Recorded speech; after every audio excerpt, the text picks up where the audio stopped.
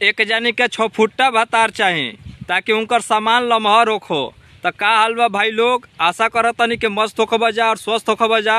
पहले तो भाई लोग हमरा चैनल के जे भी सब्सक्राइब कैले बा 110 गो सब्सक्राइबर बना जा, उन लोग के दिल से धन्यवाद। अब भाई लोग ऐसा ही सपोर्ट बनैले रही जा। तो आई जा हम पहले मेन मुद्दा पर बतावा तने कि एक जानी बाड़ी अब का जाने ऑर्केस्ट्रा में वो काम करेली कि खाली रील्स बनावेली। लइकन के तो पहले बदनाम कर देली ह, लेकिन अपन मने उ सोच नहीं के देखत कि हम का बतियावत तनी। लइका तो भाई ऑर्केस्ट्रा में जइह से तो ऐसा ही कुल एमे को में बोलत रहे न स का करियन का ना, लेकिन ई कितना बढ़िया बाड़ी या कितना अच्छा से बतावत तरी।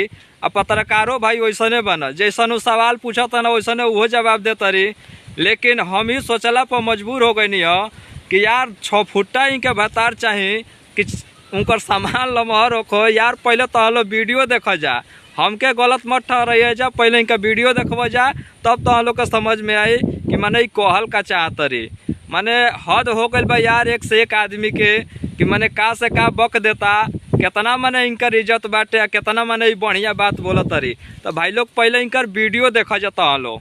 एकरे जा चलबू कपचा में घोप घोप करे ढोड़िया तो झुम कर नहीं ढोड़िया बड़ी गहीर बा ए करे जा हेने आवा गनी का बोली आतावा ना हमरा गोदिया में बैठ कितना तार फीस बा आ हम कने बड़ी मौगा बाड़ा सन खाली गंदा गंदा बात बोलत करम नु त हम 6 फुट के भतार चाहिए।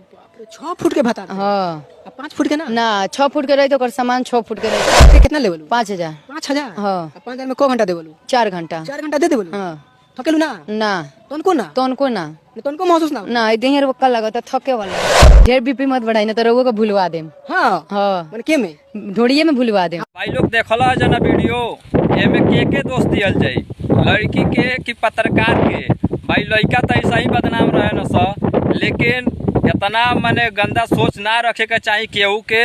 अगर कुछ बोलत रहा इंटरव्यू देता रहा तो भाई तनी सोच समझ के बोले के चाहिए, लेकिन ये सोचा समझत नहीं खींचता खाली वायरल होके खातिर जौने मुँह में आवत तौने बक द।